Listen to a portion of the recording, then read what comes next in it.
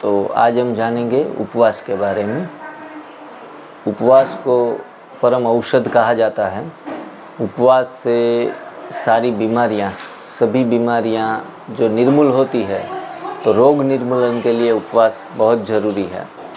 लेकिन उपवास किस तरीके से करना चाहिए, उनकी विधि क्या है और युक्ति युक्त उपवास ऐसे किया जाए जिनके कारण हमें रोगों से निवृत्ति मिले, ये बहुत जानना ज़रूरी है। हमारे आदिकाल में, हमारी परंपरा में, संस्कृति में हर उत्सव के दिन उपवास की महिमा गाई हुई है। वो चाहे आप हिंदू धर्म देख लो और या फिर विश्व के कोई भी धर्म हैं, उसके अंदर उपवास का विशेष महत्व दिया गया है।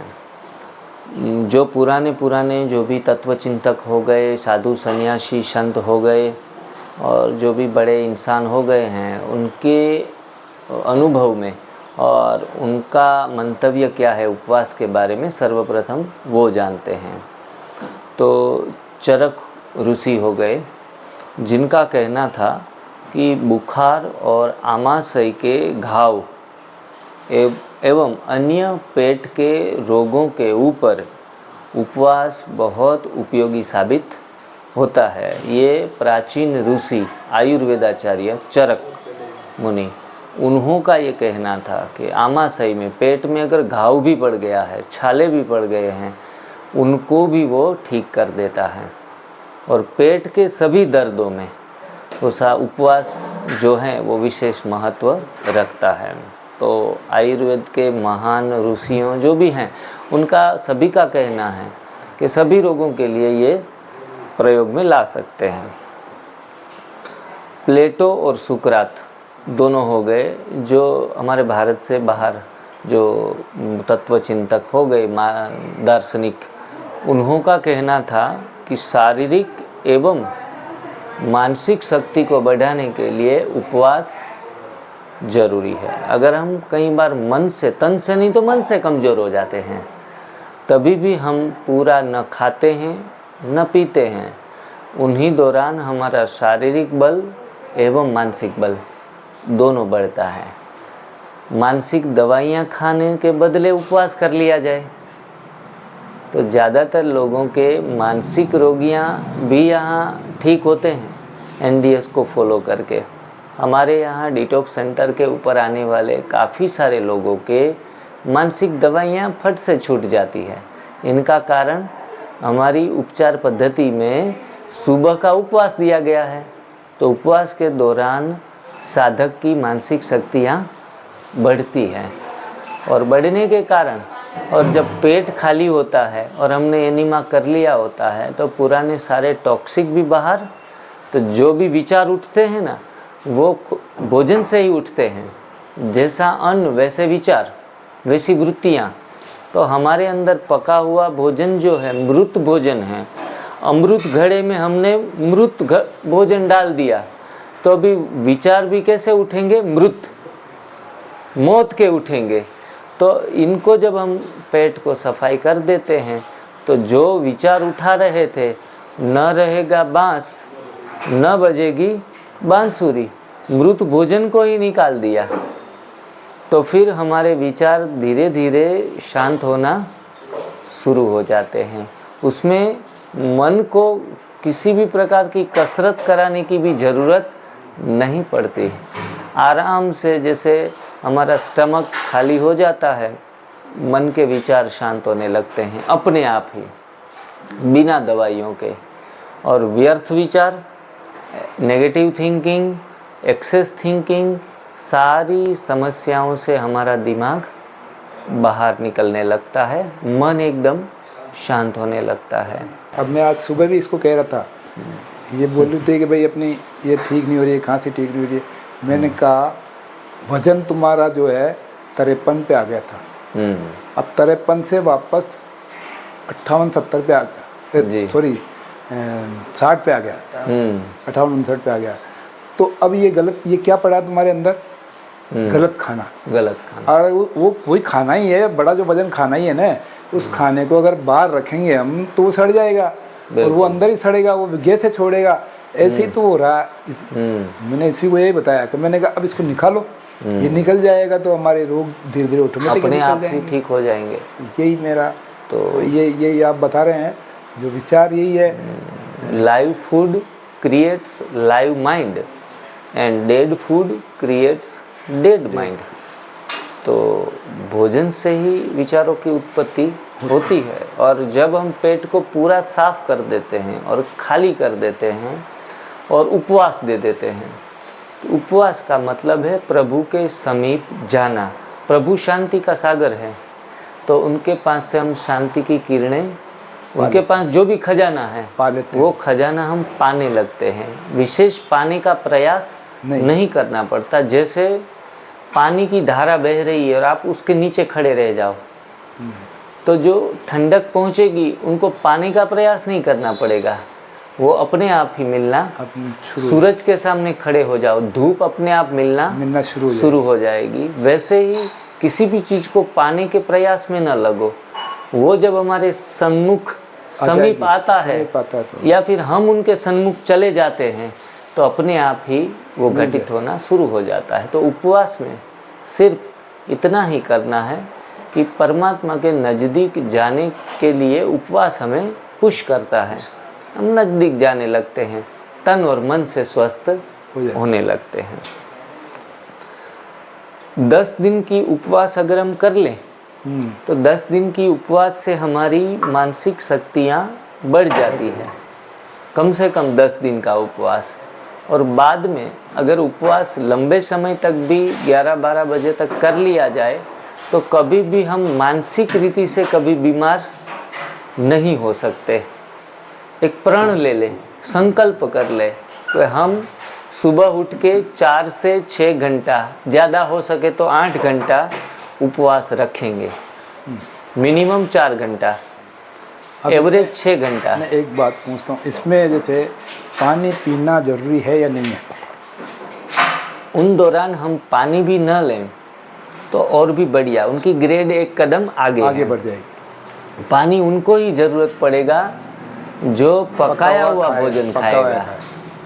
पकाया हुआ भोजन एसिड वाला है और एसिड से पानी की ज़रूरत बढ़ती है शरीर की, जबकि हम पकाया हुआ भोजन जब तक रात को भी नहीं खाएंगे तो सुबह में पानी की तलब नहीं लगेगी। या फिर हल्का फुल्का थोड़ा सा छोटे से बाउल में कोई उबली हुई सब्जी खा ली और बाद में हमने टमाटर जूस पी लिया, वाटरमेलन जूस पी लिया और ऐसी अल्कलाइन चीज़ें पीछे सलाड्स खा लिए, तो भी वो थोड़ा सा जो 20% पका हुआ गया वो हमें पानी की तलब नहीं लगाएगा। तो आराम से सुबह सुबह हम 8 घंटे का प्रयोग कर सकेंगे। हिपोक्रेट्स जो दवाइयों का जनक है, उन्होंने ये बात बोली है कि अनेक भयंकर रोगों को दूर करने में उपवास महत्वपूर्ण है। तो जो जिसने दवाइयों का बनाया, संशोधन किया, बनाया, वही कह रहा है कि उपवास से अनेक भयंकर रोग भागते हैं। उसने तो प्रयोग किए ना पहले। उसने तो ये भी कहा था कि दवाइयाँ का शोध करने से मुझसे सबसे बड़ी गलती हो गई। ये शब्द थे दवाइयों के जनक के, जिन्होंने ये इन्वेंट किए। 17 साल बाद में फिर भी लोग इतने दवाइयों में उलझ गए। और प्राकृतिक चिकित्सा में कहा जाता है औषध में स्वास्थ्य ढूंढना ये मूर्खता है। औषध से किसी का भला नहीं हुआ है, न होगा। औषध हैं वो कभी भी इमरजेंसी में आपको राहत देता है, तो राहत के लिए कभी कभार इस्तेमाल कर लिया तो इसमें होशियारी है। सीरियस है, गंभीर हमारे साथ समस्याएं आ गई है, उस दौरान हम किसी भी प्रकार की टेक्निक का इस्तेमाल कर लें। आगे बढ़ते हैं। अरबी डॉक्टर अविसेन्ना करके हो गए हैं। उन्होंने कहा है कि अखंड स्वास्थ्य के लिए उपवास बहुत जरूरी है। ये शब्द थे अरबी तत्वचिंतक अविसेन्ना के। लेकिन ये ज्ञान मैं बताता हूँ, ये ज्ञान उनका नहीं है, ये ज्ञान हमारा भारत का है ऋषियों। हाँ। लेकिन और वो मेडल जो है और वो जापानी साइंटिस्ट ले गया। ठीक है। भाई ये हमारा ज्ञान तो हमारा था, हम हाँ। पीछे रह गए और उसने इंटरमिटेंट फास्टिंग को बता के और वो मेडल ले गया। हाँ बिल्कुल। तो पूरा जो भी है ये ज्ञान उपवास के विषय में, ये हमारे शास्त्र एवं ऋषि मुनियों से गया है। और दूसरे लोग जिनके पास हीरा होता है उनको हीरे की पहचान नहीं होती है। बाहर के लोग जानते हैं कि इनकी क्या वैल्यू है, तो वो सब खोज निकाला। अब भारतवासी भी जागृत हो रहे हैं। चीनी चिकित्सा शास्त्री यू सुन, चीनी चिकित्सा शास्त्री, उन्होंने कहा कि उपवास से काफ़ी बीमारियां तो दूर होती है, लेकिन छुआछूत की बीमारियां भी जो होती हैं वो दूर होती है, वो भी दूर होती है। देखो मतलब हमारी इम्यूनिटी इतनी बढ़ जाती है, सोच चेंज हो जाती है ना हमारी, उसके सोच विचार ही हमारे चेंज हो जाते हैं। भाई छुआछूत क्या बीमारी है? हाँ। सोच। बस अल्बर्ट हॉफमैन जो स्विट्जरलैंड के थे, अल्बर्ट हॉफमैन स्विट्जरलैंड से बिलोंग करते थे, उसने कहा सभी रोगों में उपवास से महान परिणाम मिलते हैं, और उनको मिले, और उन्होंने इनका विवरण किया है पुस्तक में। अल्बर्ट हॉफमैन जो थे स्विट्जरलैंड के, डॉक्टर जेम्स, ये सब ने दिए हैं तो परीक्षण करके ही दिए हैं ना ये। हाँ ये सारे जो दे रहे हैं ये परीक्षण प्रयोग करके ही दे रहे हैं। हाँ जी। कार्डियोलॉजिस्ट हो गए जेम्स मैकचेन, स्कॉटलैंड के थे। डॉक्टर जेम्स मैकचेन, नाम थोड़े याद रहने में कठिन है। वो हृदय के विशेषज्ञ थे, और उन्होंने कहा कि 715 रोगों में उपवास से फायदे होते हैं। 715 रोगों में, मतलब उपवास से बड़ी कोई औषधि 715 नहीं, मैं तो कहता हूँ कि वो 715 की बोल रहे हैं, लेकिन हम तो कहते हैं कि सारे ही रोगों में उपवास से फायदा मिलते हैं। डॉक्टर ग्लोरियो, उसने हृदय रोगों पर उपवास के लाभ के प्रयोग काफ़ी सारे किए पेशेंटों के ऊपर, डॉक्टर ग्लोरियो ने। तो वो जो हमारी वेन्स होती हैं हार्ट से निकलने वाली, खून ले जाने वाली सारी जो वेन है वो ओपन हो जाती है, स्वस्थ हो जाती है, और हार्ट भी स्वस्थ हो जाता है। ये कहना था डॉक्टर ग्लोरियो का। अमरेली के हमारे संत डॉक्टर बीवी चौहान, जिन्होंने 31 साल से उपवास के प्रयोग करते आए हैं, और आज 80 की साल में बच्चों की तरह कूदते हैं, और इतने यात्राएं, इतने प्रवास करते हैं कि एक आम इंसान और हेल्दी इंसान भी थक जाता है। उनके एक के बाद एक शिविरें लगते रहते हैं सभी जगहों के ऊपर। फिर भी हम जब शिविरों में जाते हैं ना, हम तो पूरी युवा टीम है, लेकिन फिर भी कई बार ज़्यादा शिविरें हो जाती है तो थकान महसूस करते हैं। लेकिन युवा को भी शर्माए ऐसा जोश और जुनून बीवी चौहान सर में है। इनका एक ही कारण है, बरसों से सुबह से दोपहर तक कुछ खाते भी नहीं, कुछ पीते भी नहीं। तो उपवास को सही तरीके से, ऐसे भी शास्त्रों में कहा गया है कि हमारा जो शरीर है वो पंच तत्वों से बना है। पंचम रचित अधम शरीरा, ये जो स्थूल देह है, अधम मतलब स्थूल देह है, 5 चीज़ों से बना है। उसमें सबसे ज़्यादा आकाश तत्व, उनसे थोड़ा कम वायु तत्व। तो सबसे ज़्यादा हम 24 घंटे में अगर कम से कम 70% 14 घंटे उपवास कर ले, जब तक कुछ न खाएं न पिएं, ऐसे 14 घंटे तो होने ही चाहिए। 14 से 16 हो तो और भी बढ़िया, 16 से 18 हो तो और भी बढ़िया, लेकिन 14 घंटे तो मिनिमम। बीमारी की कंडीशन में बढ़ जाए तो ज़्यादा बढ़िया। हाँ, बीमारी की कंडीशन में इसको बढ़ा सकते हैं। और जो बीमार व्यक्ति नहीं है उनको कम से कम 14 घंटे तो खाना नहीं चाहिए, तो उनके स्वास्थ्य के ऊपर कभी भी दुष्प्रभाव नहीं आएगा। कई लोग एक टाइम खाते हैं, उल्टा सुल्टा खाते हैं, लेकिन उनको उपवास शरीर को दे देते हैं तो अंत समय तक कुछ भी खा सकते हैं वो लोग। तो उपवास विशेष करके इसमें भी महत्वपूर्ण है। संत तुलसीदास, उन्होंने भी उपवास के विषय में बहुत अच्छा बताया है, उपवास का महत्व बताया है। और एक टाइम ही भोजन लेना, 2 टाइम का भोजन छोड़ देना है। तो इनसे भविष्य में कोई नई बीमारियां पनपती नहीं है। तो रामचरितमानस में तो काफ़ी सारी चीज़ें लिखी गई है। उसमें बालकांड आप देखेंगे रामचरितमानस में, तो बालकांड में विविध व्यंजनों का वर्णन है अलग अलग। लेकिन व्यंजन भी कौन खा सकता है? जो त्याग करता है। जिनके जीवन में उपवास है वही व्यंजन खा सकता है, उनका सच्चा अधिकारी वही है।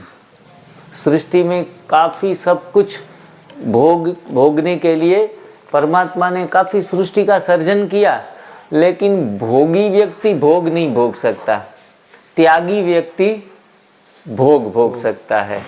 इसलिए सर्वप्रथम हमारा चरण है कि पहले त्यागी बनो, त्याग इतना करो। और कोई भी चीज़ त्याग करने से, मानो कि हमने दुख को अपनाया, जब त्याग करते हैं तो क्या करते हैं? हमने दुख को अपनाया।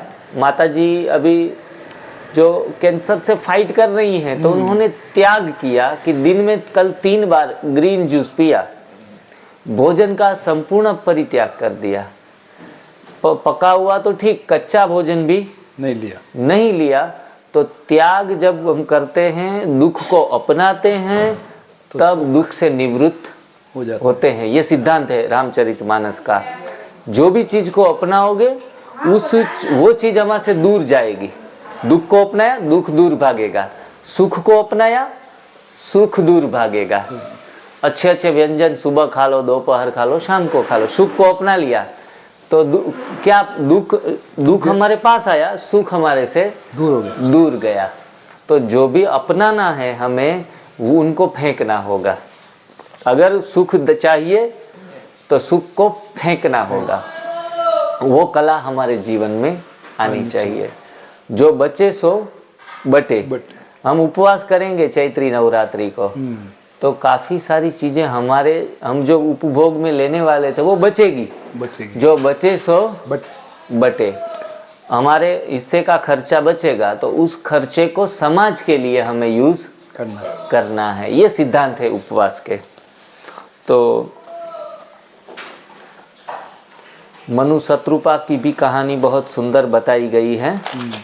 उपवास जो है उनके विषय में काफ़ी कहावतें प्रचलित हैं, वो हम सुनेंगे। उपवास उत्तम है, खाना खराब है।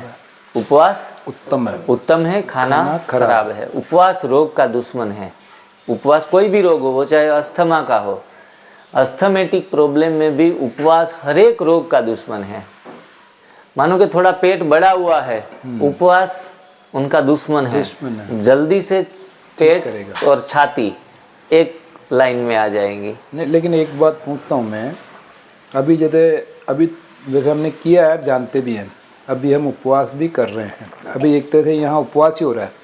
हाँ, लेकिन अब ये है क्या, मानसिकता थोड़ी सी है, जो सुबह पानी की थोड़ी लगती है। मैं तो नहीं पीता हूँ। हाँ, थोड़ा पानी तो पी ले। आज नहीं पिया। थोड़ा सा कभी कभी हो जाता है। जी।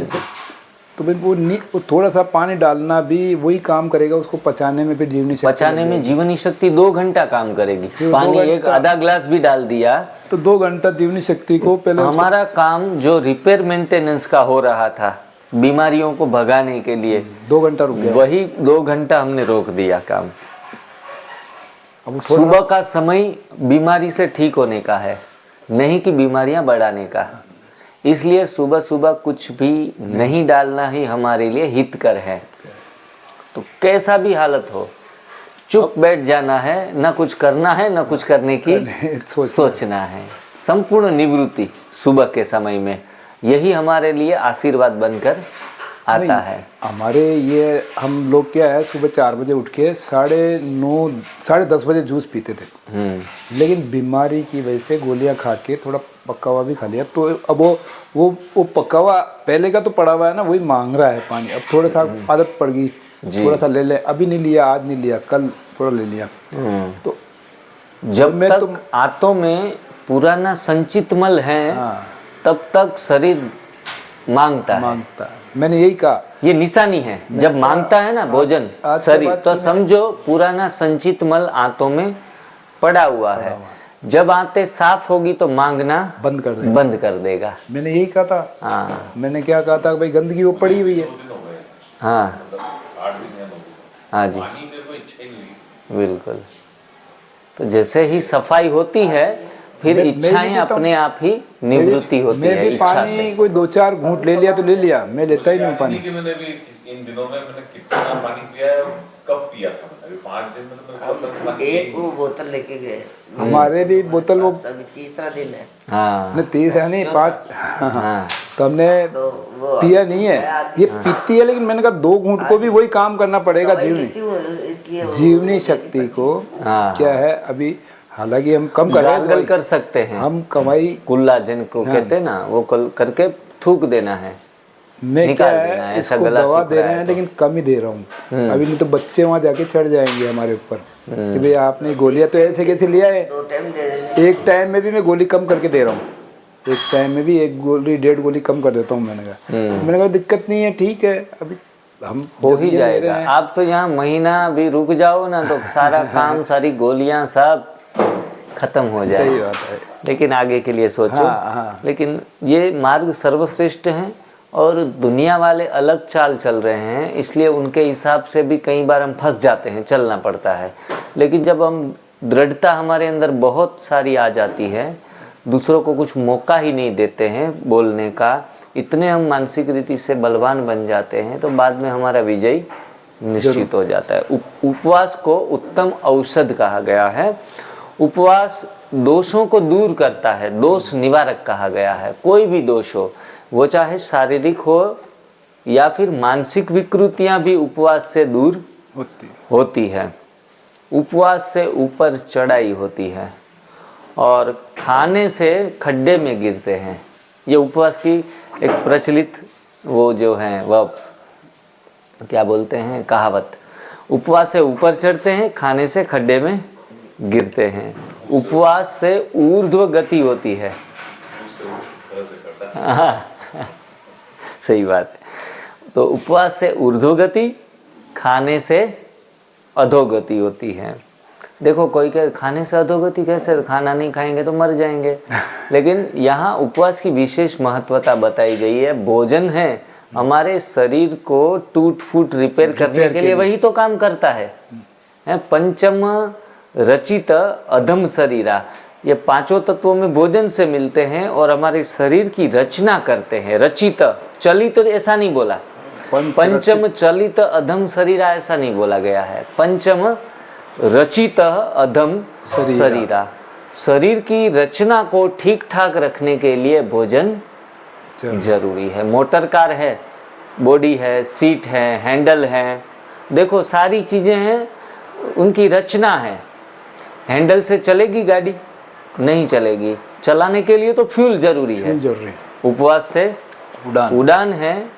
भोजन हमारी गुजराती में कहते हैं भों भेगा करे छे, मतलब जमीन दोस्त करता है। उपवास जमीन दोस्त, भोजन जमीन दोस्त करता है, उपवास से उड़ान है। उपवास त्याग है तो भोजन भोग है। त्याग से सुख है, भोग से दुख है। खा खा कर क्षणिक सुख है, हाँ, बाकी दुख ही दुख है। शरीर को खत्म कर दिया, खा खा के शरीर को खत्म कर दिया। तब भी हमारी एक बहन थी, उनको काफ़ी सारी शारीरिक एवं मानसिक दोनों बीमारियां थी। 1-1 घंटा 1-2 बार बात की फ़ोन के ऊपर, फिर तीसरी बार फ़ोन आया और मुझे लगा कि अब उनको ज्ञान हो गया होगा। मैंने कहा कुछ बात समझ में आई?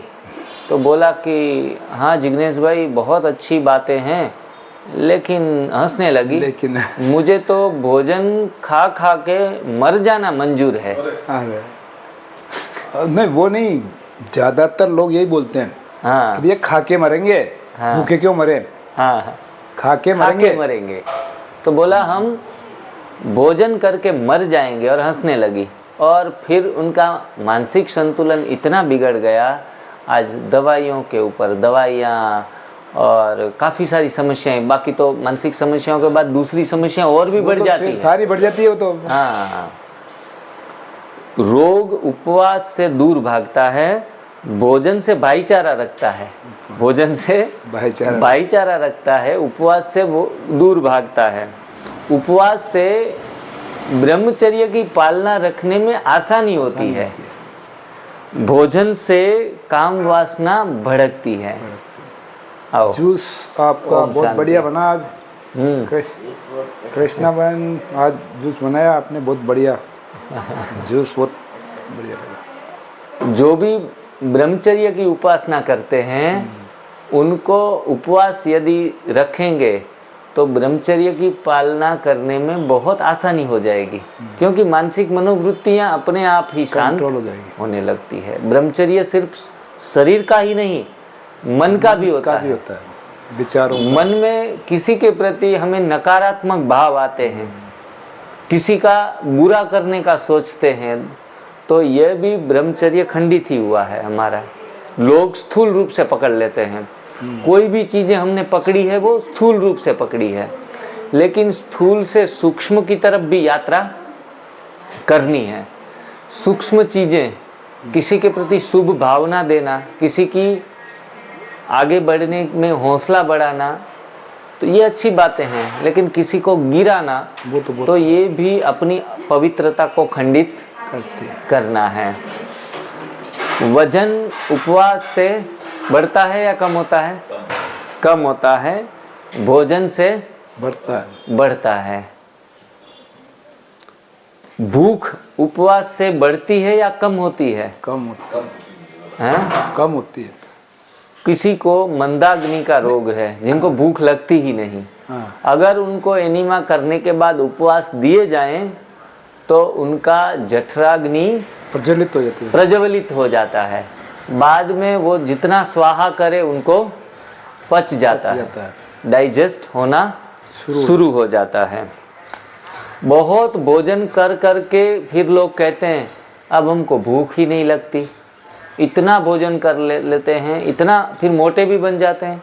फिर कहते हैं मैंने 1 महीने से तो कुछ खाया ही नहीं, खाने का मन ही नहीं करता, क्योंकि बहुत सारा भोजन कर लेने के बाद आग बुझ जाती है। जरूरत से ज्यादा कर लिया तो आग बुझ गई। युवा काल बहुत लंबा हो जाता है उपवास से।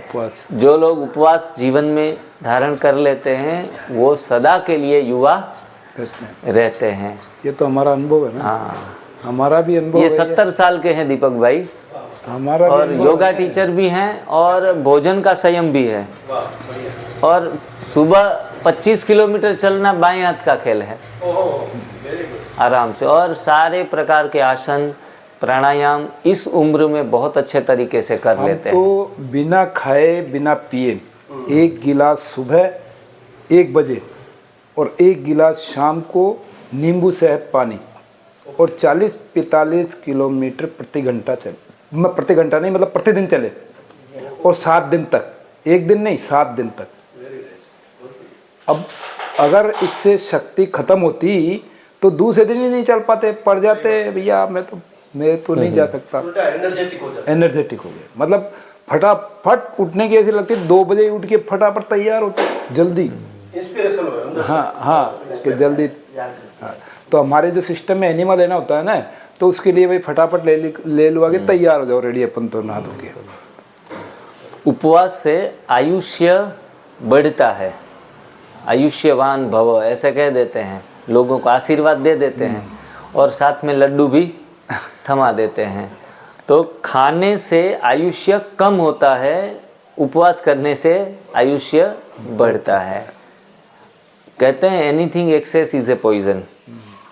तो खाना भी अधिक मात्रा में जहर है, एवं उपवास भी अगर अधिक मात्रा में तो वो करते हैं तो वो भी जहर बन जाता है। तो हर चीज का लिमिट्स होता है, तो उनको उसकी मात्रा में करते रहना है। तो जीवन शैली में उपवास हम हर रोज जोड़ के रखें, रोजाना का उपवास हो गया तो हमें फायदा देता ही है। लोग रोजा के दिन उपवास रखते हैं, लोग शिवरात्रि या नवरात्रि के दिन उपवास रखते हैं, लेकिन पूरे साल में 4 नवरात्रि आती है, लोग 4 नवरात्रि कर लेते हैं, बाद में जीवन शैली के रूप में अगर उपवास को अपना लेते हैं, मानो कि हम 4-6 घंटा 8 घंटा उपवास रख लेते हैं, तो मैं समझता हूँ किसी भी प्रकार की कुछ भी प्रकार के प्रयोजन करने नहीं पड़ेंगे कि अलग से 7 दिन 9 दिन हम फ्रूट्स पे रह लिए या फिर कुछ। हाँ, व्यक्ति बीमार हैं तो उन दौरान नवरात्रि के दौरान भी 9 दिन फल खा लिए जाएं, बहुत अच्छे तरीके से परिणाम मिलना शुरू हो जाते हैं। और अगर हम पुराने मल को, संचित मल को निकालते नहीं और सीधा उपवास में लग पड़ते हैं तो भी उपवास के फायदे हैं, लेकिन तभी जब मल उभाड़ लेता है तब व्यक्ति इतना परेशान होता है, उस परेशानियां शारीरिक एवं मानसिक हो सकती है और फिर वो उपवास करने के अंदर से मोटिवेट नहीं हो सकता, टूट जाता है उनका मनोबल। क्योंकि जो उभाड़ आएंगे वो उभाड़ सहन करना भी अपने आप में बहुत सहन शक्ति चाहिए। पुराने लोग ऐसी सहन शक्ति रखते थे, लेकिन आज का खान पान ही ऐसा हो गया, थोड़ी मुसीबतें शारीरिक मानसिक बढ़ी तो निखरने के बदले बिखर जाते हैं। सौंदर्य उपवास से खिलता है, हमारा शारीरिक सौंदर्य एवं आत्मिक सौंदर्य भी उपवास से खिलता है। भोजन से क्या होता है? खत्म हो जाता है, सौंदर्य खत्म हो जाता है। उपवास करने वाले हमारे यहाँ काफ़ी माताएं बहनें आई, जब उन्होंने उपवास करते करते उनको गर्भाधान हुआ तब उनके बच्चे ओजवान प्रकट हुए। वो तो हो गया पहले की माताएं। हाँ, विवेकानंद जी जब जन्म हुआ उनका, उनकी माता ने काफ़ी दिनों तक उपवास किया था। तो जो माताएं प्रेगनेंसी के दौरान भी 14 घंटे 15 घंटे 16 घंटे उपवास कर लेती है तो उनके बच्चे भी इंटेलिजेंट आते हैं, आंतरिक रीति से बहुत ऊर्जावान भी होते हैं। हमारे यहाँ वो बच्ची छोटी सी आपने देखी होगी, तो वो आती है, ऐसे 2-4 माताएं थे, उनके बच्चे इतने इंटेलिजेंट और मैच्योर बच्चे पैदा हुए जो उनकी साल से भी ज़्यादा मैच्योरिटी उनकी देखने को मिली। उन दौरान माताओं ने कच्चा ही खाया था, तो लोग डरते हैं कच्चा खाने से बच्चे का पोषण नहीं होगा, लेकिन अगर कच्चा भोजन, संतुलित आहार, ऐसा नहीं कि ज़रूरत पड़ने पर भी हम कच्चा भी न खाएं, तो ये तो सावधानी रखनी पड़ेगी। तो आप गाजर बीट खा लो, पत्ते खा लो, सब्जियां खा लो, फल का सेवन करो और जब भी भूख लगे तब करो। तो ऐसे माताएं अगर करें और दूध घी का सेवन बंद कर दें, बाहर की चीज़ें जो भी बनी बनाई पकाई हुई हैं वो छोड़ दें, तो ऐसे माताओं को नॉर्मल डिलीवरी आने के चांसेस 90% रहते हैं और बच्चे भी ओजवान तेजवान आते हैं। तो संतान अगर अच्छा चाहिए तो भी उसमें उपवास का अहम रोल है। ज़्यादा ठूस ठूस के खाने से बच्चे भी जैसे आते ही किसी कांच की पेटी में रख दिया, दवाइयाँ जन्मते ही दवाइयाँ शुरू हो गई, जन्म भी हॉस्पिटल में, मौत भी हॉस्पिटल में।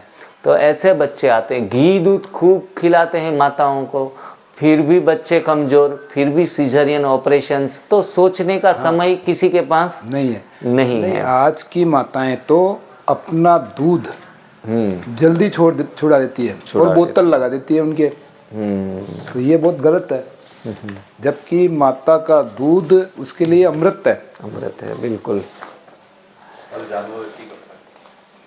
उपवास 5 प्रकार के होते हैं। पाचक उपवास, शोधक उपवास, शामक उपवास, आनस उपवास और पावक उपवास।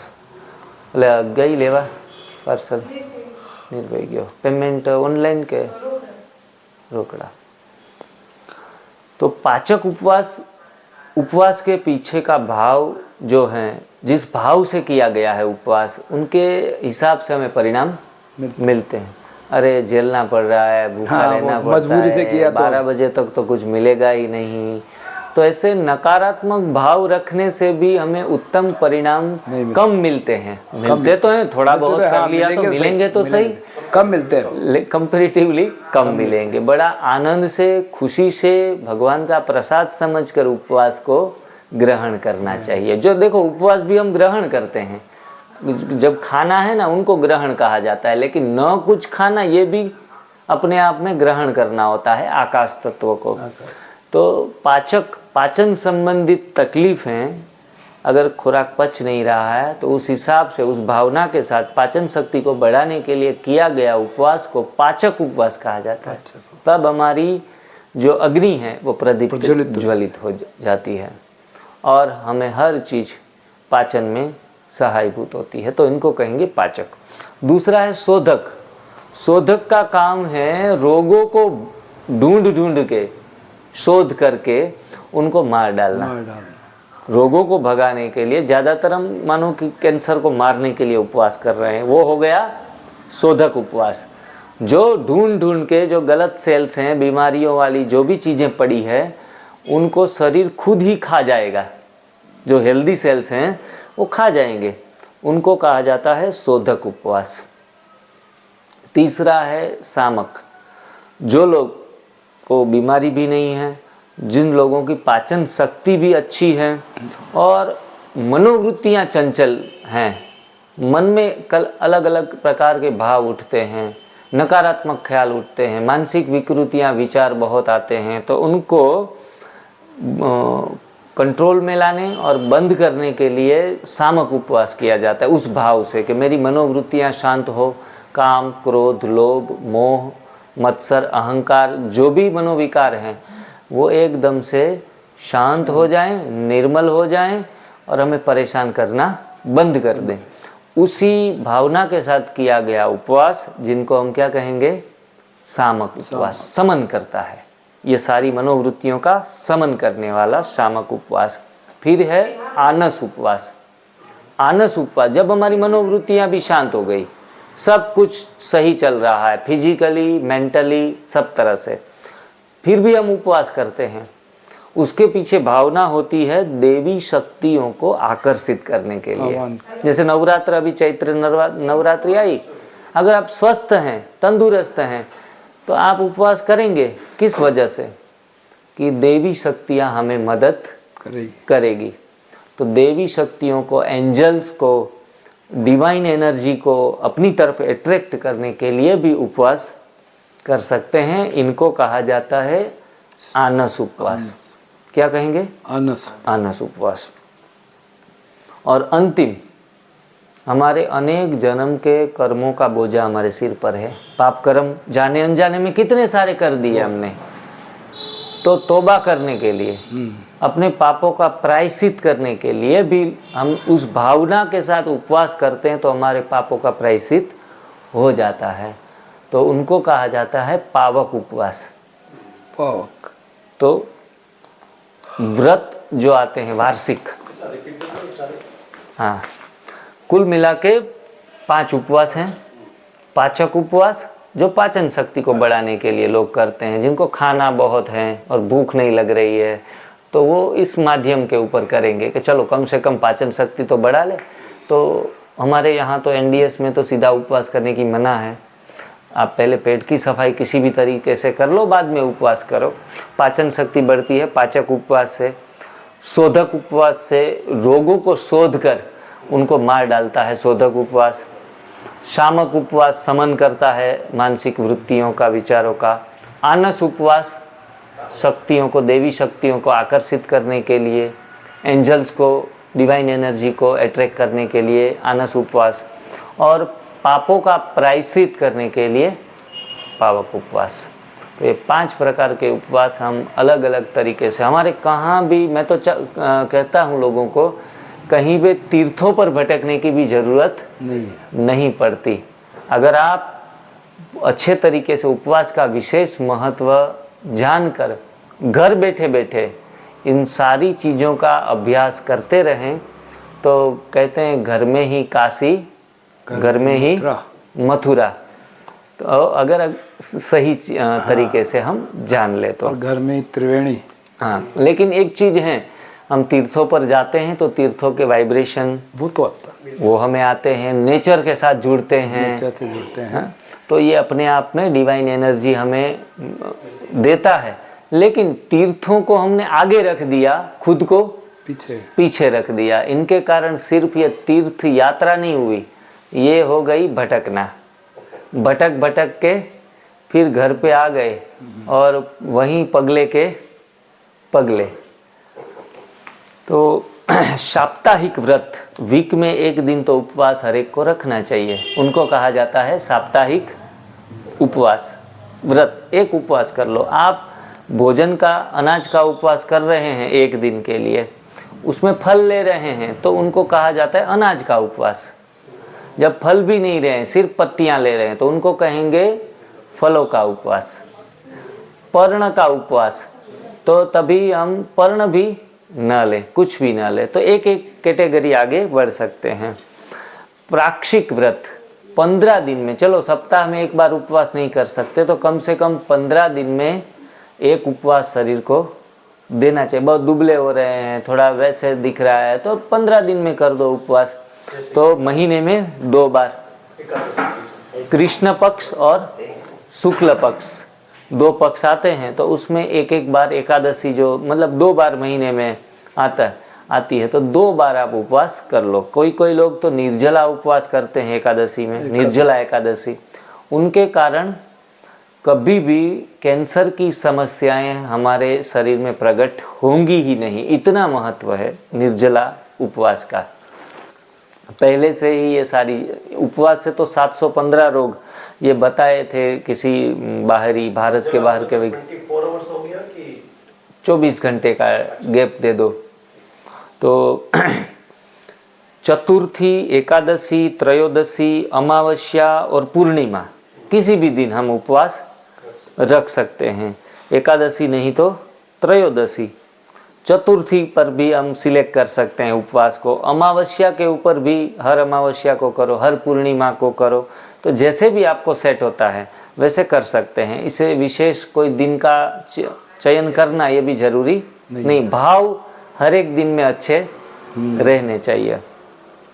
मासिक उपवास, फिर प्राक्षिक के बाद मासिक, चलो उसमें डिस्काउंट हम देते हैं कि हर महीने में एक बार कर लो उपवास, पूरा दिन कुछ भी नहीं, न खाओ न पियो। और उनके दौरान विशेष अनुष्ठान कर सकते हैं, जैसे कि सत्यनारायण की कथा कर ली, या फिर कोई पूजा या विशेष माला जप कर लिया। तो ऐसे विशेष अनुष्ठान करके भी हम उपवास कर सकते हैं। पूनम में जो और अमास में जो उपवास किए जाते हैं, उसमें हम विशेष प्राप्ति हेतु भी उपवास रख सकते हैं। पूनम और अमास को हमें कुछ चाहिए, क्योंकि चाह तो मरते दम तक लगी रहेगी। चाह तो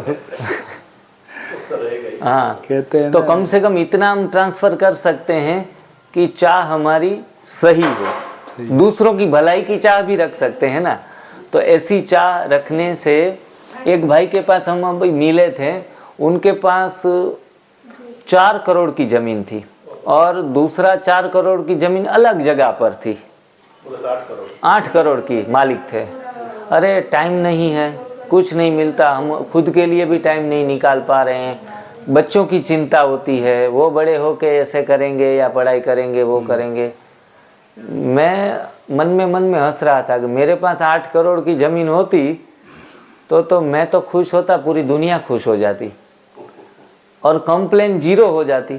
लेकिन इंसान के अंदर भूख कभी भी खत्म नहीं होती। वो भूख तो थोड़ा खा लेने से खत्म हो जाती है, लेकिन ये चाह कभी खत्म ही नहीं होती। क्योंकि इच्छाएं और आसक्ति हमें मानसिक रीति से चिंता करने के लिए मजबूर कर देती है। स्वार्थ का परिणाम है चिंता। जब हमें चिंता आ जाती है ना किसी भी बात की, तो स्वार्थ की उपज है। स्वार्थ ही नहीं है, जीवन में निस्वार्थ वृत्तियां और मजबूत हो जाएं, तब जाके चिंता का समाप्ति हो जाती है। अपने आप मानसिक मनोबल ऊंचाइयों के ऊपर पहुंच जाता है। लेकिन स्थूल प्राप्तियों के लिए हम जीवन भर भागते हैं, जीवन भर दौड़ते हैं।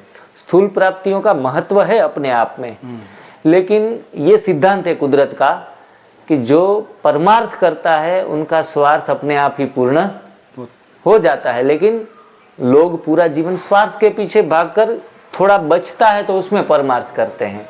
लेकिन अगर उस नियम को उल्टा कर लिया जाए, परमार्थ ही करने लगे, और फिर अपना स्वार्थ कैसे खत्म हो जाएगा हमें पता भी नहीं चलेगा।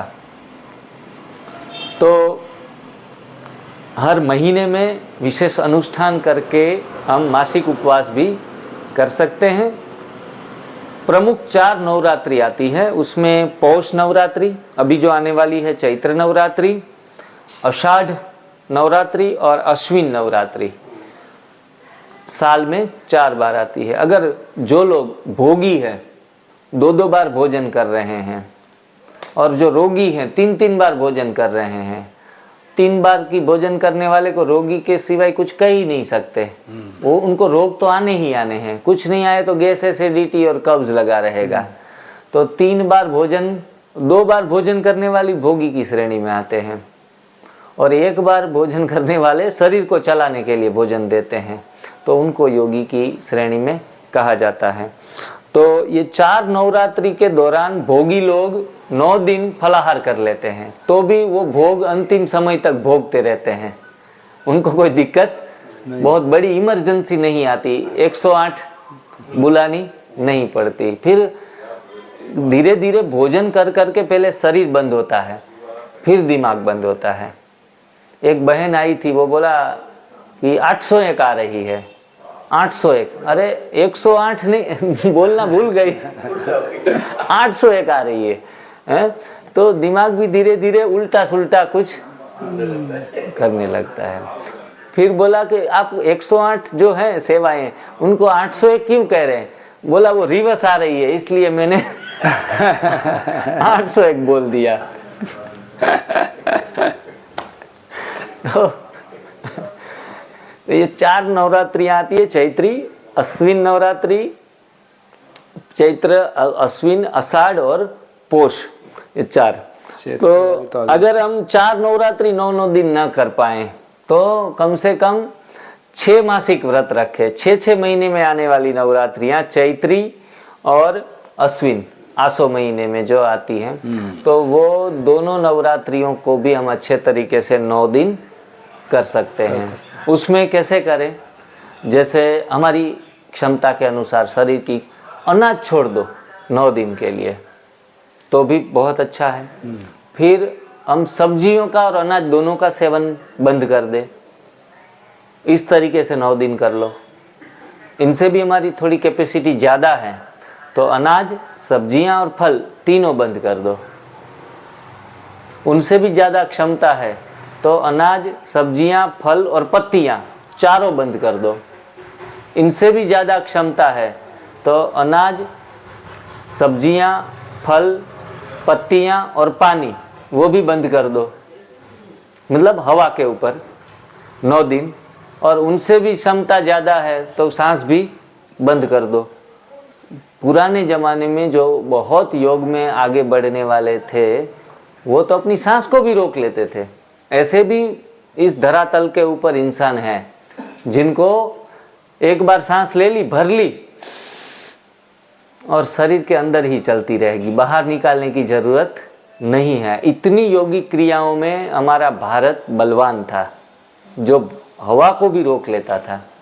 तो वहां पहुंचने का तो हम संकल्प भी अभी नहीं कर पाते कि ये तो हमारे लिए बिल्कुल मुमकिन नहीं है। 10-10 साल तक सो जाते थे, 10 साल के बाद उनको उठाओ तो उठते थे, डेड बॉडी की तरह। इतनी योगिक क्रियाओं में हमारा भारत महान था।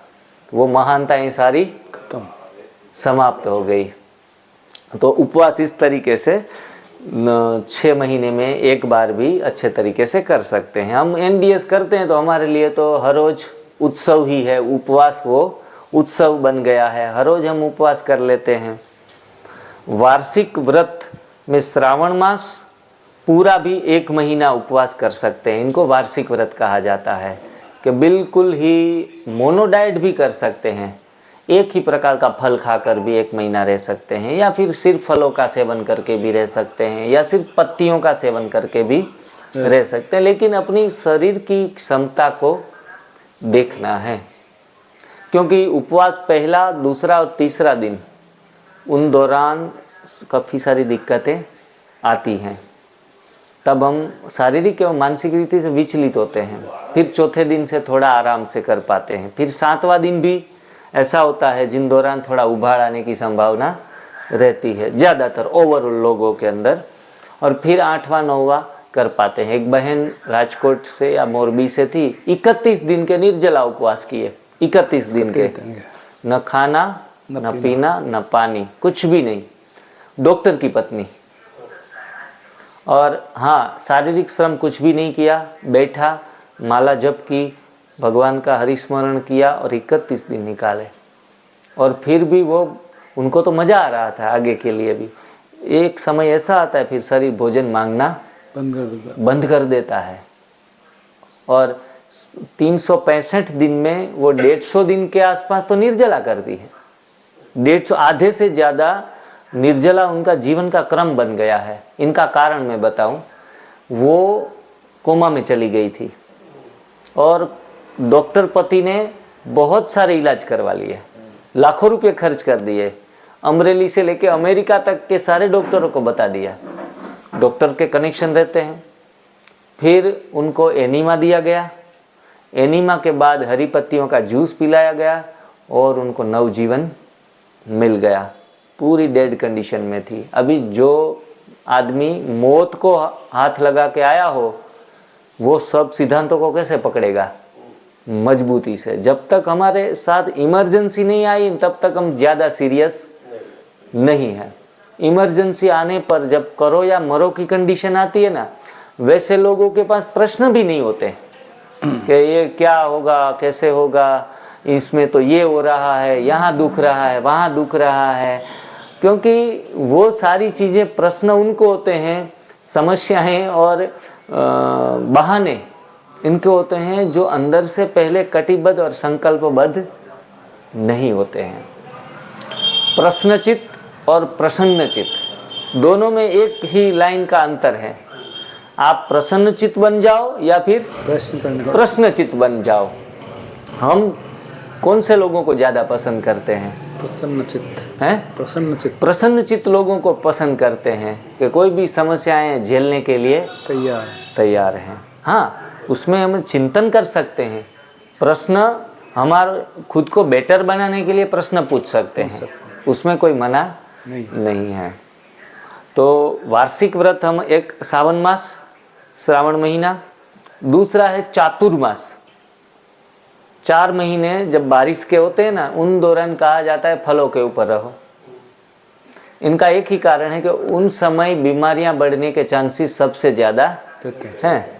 तो बीमारियों, उपवास है रोग का दुश्मन है, इसलिए दुश्मन को सामने, बलवान चीज सामने रख दो उपवास को। तो 4 महीने हम, 12 महीने, 8 महीने खा पी लिया बहुत अच्छे तरीके से, 4 महीना उपवास कर लिया, तो हम बीमारियों से पूरा जीवन भर बचे रहते। छोटी बड़ी बीमारियां, तीव्र रोग आते जाते रहते हैं, जैसे सर्दी, जुकाम, फीवर आ गया, बदन दर्द हो गया, सिर दर्द हो गया, पेट दर्द हो गया, ये छोटे मोटी तीव्र रोग हमारे ऊपर अटैक कर सकते हैं, क्योंकि इनको जीवन शैली नहीं बनाया, इनको एक हथियार के तौर के ऊपर इस्तेमाल कर रहे हैं। लेकिन बड़ी बीमारियों से बच सकते हैं। न उनको हार्ट अटैक आएगा, न उसकी किडनी फेल होगी, न उनको किसी भी प्रकार की इमरजेंसी में एम्बुलेंस में जाना पड़ेगा, इस हम सेफ हो जाते हैं। तो ये 4 महीने आप करो। रमज़ान में इस्लाम धर्म में 28 से 30 दिन तक रोज़ा रखते हैं, और रोज़ा के बाद इस्लाम धर्म के लोग ज़्यादा बीमार पड़ते हैं, और नवरात्रि के बाद हिंदू धर्म के लोग ज़्यादा बीमार पड़ते हैं। देखो, उपवास से रोग भागते हैं, लेकिन हमारे साथ उल्टा हो रहा है, हमारी संस्कृतियों के साथ। इनका एक ही कारण है, युक्ति युक्त उपवास नहीं करते हैं। युक्ति युक्त उपवास करना बहुत ज़रूरी है। रोज़ा में क्या करते, 6 बजे तक कुछ न लो, पानी थूकती भी न लो, और पुराना माल अंदर पड़ा है, वेज पड़ा है, नॉन वेज पड़ा है, सब कुछ पेट में पड़ा है, और उनके उभाड़ भी इतने तीव्र तरीके से आएंगे। और रात को जब रोज़ा छोड़ते हैं तो हल्की चीज़ से छोड़ना होता है। चालू करते हैं, पत्तियों का juice P low, lemon juice P low. और हम तो जैसे दरवाजे खुले, डैम के दरवाजे खुलते हैं तो एक साथ में ही फोर्स से पानी अगर पूरा खोल दिया तो आ जाएगा, ज्यादातर वो डैम के दरवाजे भी मेरे ख्याल से थोड़ा धीरे धीरे करके ओपन करते हैं, खोलने पड़ते हैं। एकदम खोल दिया तो हर पहले चीज को धीरे धीरे से आगे बढ़ना होता है। तो पहले उपवास छोड़ने के बाद आपको 12 बजे तक उपवास रख लिया, तो आपको क्या दिया गया?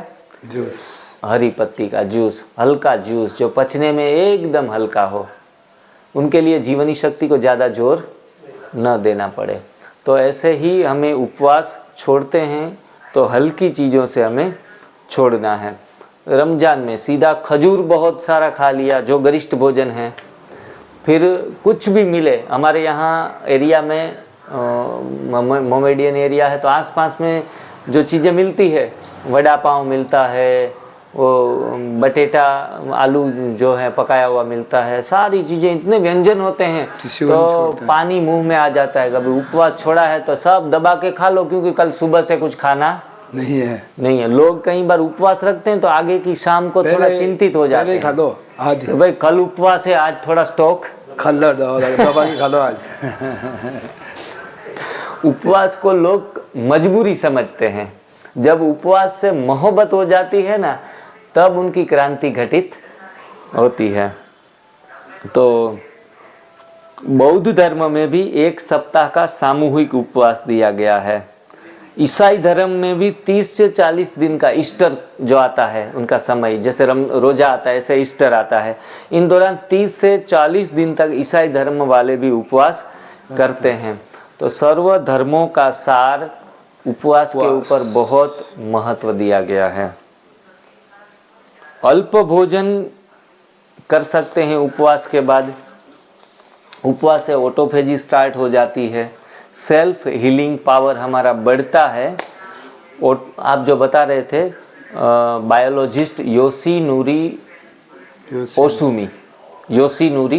ओसुमी करके एक जापानी जो हो गया साइंटिस्ट, उनको 2016 में नोबेल प्राइज मिला कि उपवास से ऑटोफेजी स्टार्ट होती है, इनसे हमारे पुराने रोग खाना शुरू हो जाता है, तो इसलिए उनको नोबेल पारितोषिक मिला। हमारे ऋषि मुनि भी जानते थे, वो सीखा ही हमसे ही है, उन्होंने हमारी संस्कृति से सीख कर उसने क्या किया, एक रिपोर्ट्स बनाए, परिणाम सामने दिखाए, और उनका पूरा एक बस डॉक्यूमेंट्री और सामने रखी। नाम उन्होंने ऑटोफेजी रख दिया, नाम दे दिया उन्होंने ऑटोफेजी। ऑटोफेजी मतलब, ऑटो मतलब सेल्फ, ऑटो मतलब सेल्फ, भाई वो हमारे लिए फेजी मतलब टू ईट, तो सेल्फ ईटिंग, तो हमारे लिए नया हो गया वो नाम। हाँ, पुरानी चीज को, पुराना माल लेकिन नए पैकेट में जाता है तो बिक जाता है, अभी खराब माल है, उसको पैकेट बढ़िया बना के दे दिया, और ये तो अच्छा माल है। उपवास तो उनको ऑटोफेजी नाम देके सेल्फ ईटिंग, शरीर खुद खाने की प्रक्रिया में लग जाता है। हीलिंग मशीन है, हमारा शरीर ही हीलिंग मशीन है, लेकिन हम हीलिंग कहाँ से लेते हैं? बाहर से लेते हैं। देखो, बाहर से लेना भी कोई गलत नहीं है, लेकिन उनका 10 या 20% रोल है बाहर से हीलिंग लेने का। औषधियों से, सप्लीमेंट्स से, सारी चीज़ों से हीलिंग मिलती है, मशीन्स से, मशीन थेरापियाँ भी हीलिंग देती है, लेकिन उनका रोल 10-20% है हमारे जीवन में। लेकिन 80% शरीर खुद की ही खुद हीलिंग करता है। Mind is a disease creator, दिमाग ही हमारा रोग उत्पन्न करता है, एंड माइंड इज ए क्या कहते हैं, डॉक्टर भी कह सकते हैं। हमारा खुद का है डॉक्टर, हम खुद ही हैं। शरीर भी डॉक्टर है, हमारा मन भी डॉक्टर है। जब हम भोजन नहीं लेते तब बॉडी है वो फैट को खाना शुरू कर दी, एक्स्ट्रा फैट हैं उनको भी, और ग्लूकोज को भी खाकर उनसे एनर्जी प्रोड्यूस कर लेती है। स्ट्रेस कम होता है उपवास करने से, तो हमारा स्ट्रेस को टैकल करने में हमें बहुत आसानी रहती। उपवास में नींद भी बहुत आती है, जब पेट में कुछ डालते नहीं है ना, तो हमारे यहाँ कई बार हम देखते हैं 12 बजे तक कुछ नहीं देते हैं, तो लेक्चर सुनते सुनते थोड़ी सी हल्की सी नींद भी आने लगती है। क्यों? आ रही है क्योंकि उपवास है वो हमारे मन को आराम देता है, उपवास से मन को आराम मिलता है। तो उस समय जब सोना आए तो सो जाओ, पीने की इच्छा हो तब पी लो। तो बच्चे बन जाने, बालक बन जाना है। नींद अच्छे तरीके से कर लेनी है। कोई कोई कहता है पहले तो हमको रात को ही नींद आती थी, अभी दिन में भी हमारा काम डिस्टर्ब हो रहा है, हमें नींद आ रही है, तो ये तो अच्छी बात है। दीप से दीप जले, दोनों के नाम दीपक हैं। अच्छा। हाँ। दीप से दीप जले। तो उपवास से पागलपन दूर होता है, उपवास से बूढ़ापा दूर होता है। देखो ये तो अच्छा, अभी हर इंसान पागल है। हाँ, कोई 10% में, कोई 20% में, कोई 50% में। थोड़ा सा पागलपन बढ़ता है तो लोग उनको सर्टिफिकेट दे देते हैं। लेकिन हर अपने आप में स्ट्रेस पाले हुए हैं सबके पास, लेकिन हर कोई बताना नहीं चाहता कि हमारे अंदर भी थोड़ा जेल पागलपन रखा है, अंदर ही जेल रखा है। वो बच पाएगा तो हमारी खराबी हो जाएगी। उपवास रखने से सुबह सुबह आंख में थोड़ा ज्यादा कचरा आ जाना, पेट साफ करते समय थोड़ा ज्यादा कचरा निकलना, मुंह में थोड़ी शुरुआत के दिनों में बदबू ज्यादा आना, बैड ब्रेथ होना, मुंह का स्वाद बिगड़ जाना, ये भी सारे लक्षण शुरुआत के दिनों में क्लींजिंग में आते हैं। उपवास को इंग्लिश में क्या कहेंगे? Fasting. F means forgiveness, F means forgiveness. दूसरा शब्द कौन सा? ए। ए मीन्स एक्सेप्टेंस, हर चीज का एक्सेप्टेंस। कोई आदमी हमारे साथ दुर्व्यवहार करे, बुरा व्यवहार करे, तो हम उनको एक्सेप्ट नहीं कर पाएंगे। हर चीज को एक्सेप्ट करना सीखो, अच्छी बातों को भी, बुरी बातों को भी, कि वो उन सहन करना सीखे, एक्सेप्ट करना सीखे। हमारे साथ बहुत प्यार से जो पेश आते हैं तो हम उनको एक्सेप्ट कर लेते हैं कि वाह बहुत अच्छे इंसान हैं। हमारे साथ किसी ने दुर्व्यवहार किया, हमारे पास एक्सेप्टेंस उनका आया नहीं, इसलिए तो हम चलित हो गए। फास्टिंग हमें क्या देता है? एक्सेप्टेंस देता है। दूसरों को जैसे भी हैं वैसे हमें एक्सेप्ट करने के लिए बलवान बनाता है, तैयार कर। तो एफ मीन्स क्या बताया? फास्टिंग, फॉरगिवनेस, दूसरों को माफ करो, क्षमा करो। मैं एक तत्वचिंतक का लेक्चर सुन रहा था, वो उसने बताया 7 बार माफ कर दो। तो किसी ने उठकर खड़े होकर कहा 8वीं बार, तो बोला 7 बार माफ करो, फिर भी वो करे तो 77 टाइम माफ कर दो। वो प्रश्न पूछने वाला भी कम नहीं था, वो बोला 78 बार क्या करेंगे फिर। कोई ऐसे आदत से मजबूर होते हैं कोई इंसान जो अपनी नादानियां छोड़ते नहीं है, वो आप उनको माफ करते जाओ, वो अपनी हरकत से बाज नहीं आते हैं। तो फिर बोला 78 टाइम्स क्या करेंगे? बोला 777 टाइम माफ कर दो। 7777 टाइम माफ कर दो। लेकिन क्षमा वीरस्य भूषणम, माफ करना अपने आप में बहुत बड़ी महानता है। उन हाइट तक पहुंचना वे भी उत्तम पुरुषार्थ मानता है हमारा। चित्त में और दिल में किसी के प्रति घृणा भाव ही नहीं, क्योंकि परमात्मा के बच्चे तो है ही। कोई अपने निजी कोई एक आधा संस्कार के कारण उनके अंदर मानसिक विचलन हो गया है। तो F means forgiveness, A means acceptance, S means self control. उपवास से क्या आता है? सेल्फ कंट्रोल आ जाता है। हाँ? अभी केला पड़ा है, मस्क मेलन, खरबूजा पड़ा है, तरबूज पड़ा है, वो हमारे खाने लायक चीजें हैं, फिर भी हम खाते नहीं है। देखो मजा तो तब है जब उपलब्धि है और फिर भी प्रयोग नहीं करते। और हम तो क्या है, जैसे चूहे को देख के बिल्ली झपट लगाती है, ऐसे कई बार कोई पका हुआ भोजन खाने वाले जब कच्चा भोजन खाने लगते हैं ना, तो इतना टूट पड़ते हैं कच्चे भोजन के ऊपर, 3-4 गुना खा लेते हैं। इतना कच्चा भोजन, आने दो आने दो आने दो, जैसे गाड़ी को हम पीछे आने देते हैं ना, आओ आने दो आने दो आने दो, और वो बैठ और इतना गैस भी होता है और पाचन भी नहीं होता और पेट सफाई के लिए बार बार जाना पड़ता है। तो सेल्फ कंट्रोल हमें उपवास सिखाता है, हमारे खुद के ऊपर हमें नियंत्रण आने लगता है। तो ए फॉरगिवनेस, ए एक्सेप्टेंस, और S means self control. T means truth. देखो सत्य ही शिव है, ऐसा कहा जाता है, सत्य ही शिव है। परमात्मा के नज़दीक जाना है तो सत्य को अपनाना पड़ेगा। हमें सत्य की नज़दीक जाने के लिए सारी सच्चाइयाँ, दुनिया के सारे भ्रम हमारे से दूर होते हैं और सारी सच्चाइयाँ हमारे आँखों के सामने आने लगती है, सत्य के नज़दीक जाने लगते हैं, हमारी गति ट्रुथ के तरफ जाती है। I means fasting, TING। I means integrity. Integrity मतलब पूर्णता आने लगती है हमारे अंदर। क्या आती है? पूर्णता। पूर्ण कौन है? परमात्मा। और हम क्या है? अपूर्ण है। अगर हमें अपूर्ण से पूर्ण की तरफ जाना है तो फास्टिंग जरूरी करना पड़ेगा। इंटेग्रिटी, अखंडितता जिनको बोलेंगे, हमें अखंडितता हमारे जीवन में आती है। देखो पूर्णता आएंगी तो किसको पसंद नहीं? सबको पसंद है पूर्ण होना। हमारे अंदर भरता जाएगा, भरता जाएगा, भरता जाएगा। एक दिन ऐसा आएगा कि हम कहेंगे बाप समान, परमात्मा के समान। वो परमात्मा के समान हमारी आत्मा बनने लगेगी। हमारे शरीर से, आत्मा से इतने वाइब्रेशन निकलेंगे जो सिर्फ लोगों को परमात्मा की याद दिलाएंगे। तो फास्टिंग से हमारे अंदर इंटेग्रिटी भी बढ़ती है। एन मीन्स नरिशमेंट।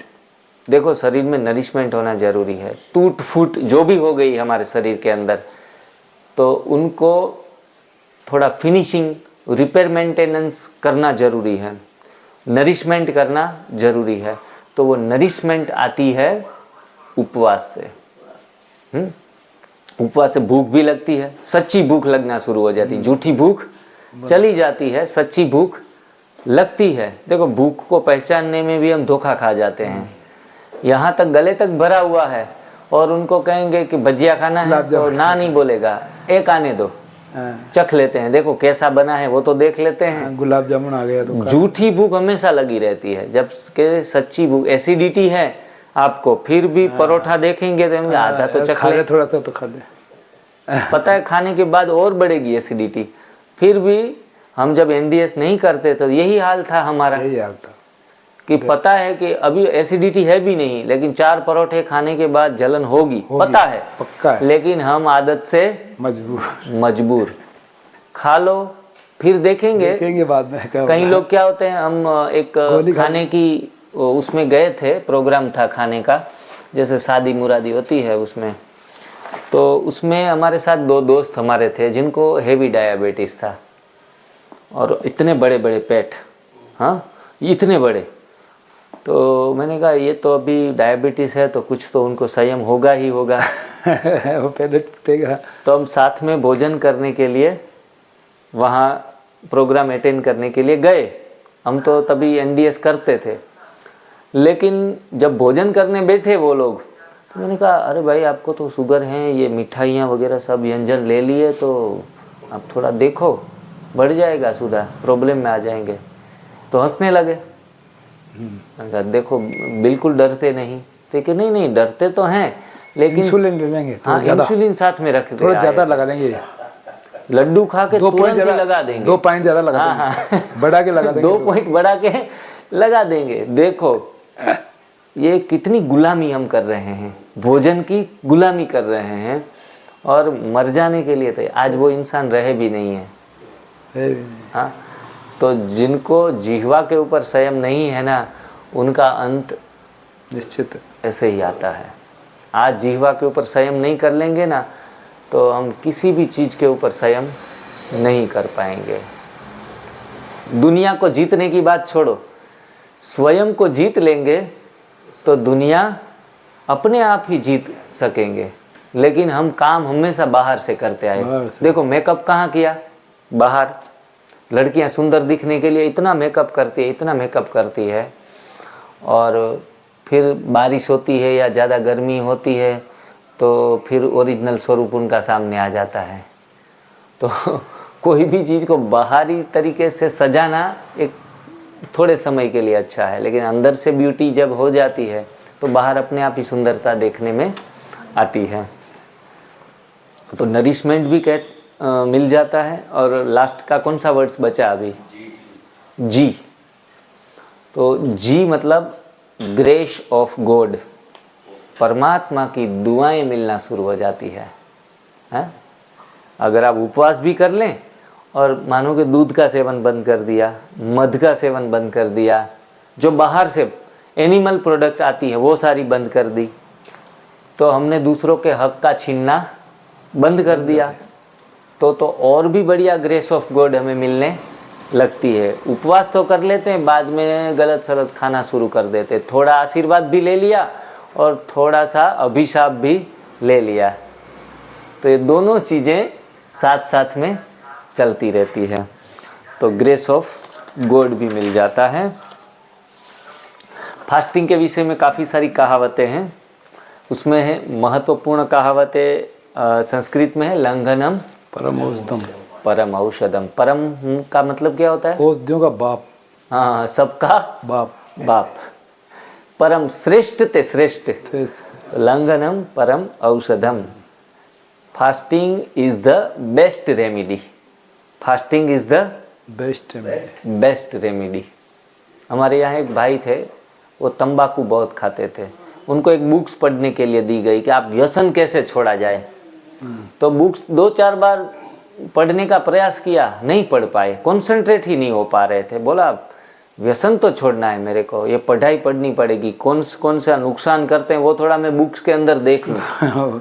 लेकिन वो बुक्स का एक पन्ना भी नहीं पढ़ पा रहे थे, क्योंकि कंसंट्रेशन यहाँ से नहीं था। तो उसने एक आइडिया लगाया, उसने तंबाकू खा ली, तंबाकू खाने के बाद करंट आया, हाँ अभी मूड बना, अब तुरंत फट फट फट फट पढ़ने लगे। तो ऐसे करके वो 4 बार 5 बार तंबाकू का सेवन कर करके वो किताब खत्म की। इतने लाचार बन जाते हैं कि हम माइंड को भी कंसंट्रेट नहीं कर पाते। अगर वो मजदूर लोग हैं ना, बीड़ी जब तक ना पिए ना, फिर काम करने का हौसला उनको नहीं आता, क्योंकि मन कमजोर, दिमाग कमजोर और चीज़ों के ऊपर डिपेंडेंट हो जाते हैं। ऐसे एक भाई को उपवास के बारे में दीपक भाई प्रवचन करना था, तो बोला भाई मैं नहीं बोल पाऊंगा, थोड़ा खाना खा लूं बाद में उपवास के ऊपर।